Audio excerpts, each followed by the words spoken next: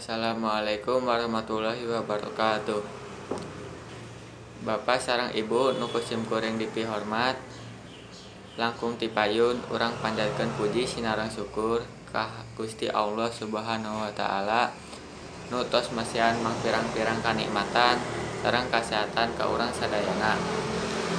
Sholawat sinareng salam mugia dicurah limpahkeun ka junjunan urang sadayana Kanjeng Nabi Muhammad sallallahu alaihi wasallam, ka para kulawargana, ka para sahabatna sareng urang salaku umatna, amin.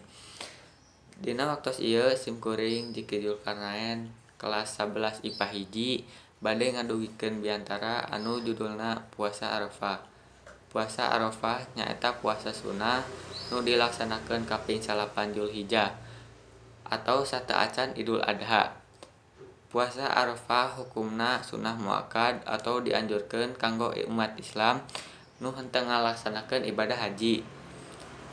Kabeneran dina kaping eta umat Islam keur ngalaksanakeun wukuf di Arafah. Kanggo jamaah haji puasa Arafah henteu disunahkeun.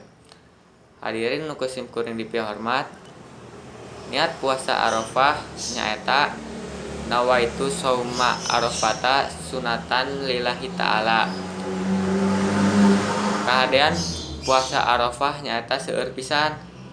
Jalmi nu teu ngalaksanakeun puasa Arafah mangrupakeun jalmi nu rugi pisan. Kusabab puasa Arafah ngahapuskeun dosa nu tahun baheula jeung nu tahun hareup. Hadirin nu kusim kuring dipihormat, mung sakitu wae wawaran nu tiasa kusim kuring didugikeun.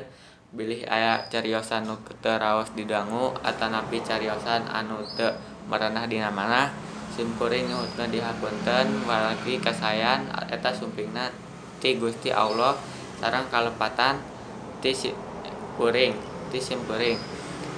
Sakali deui nyuhunkeun dihapunten.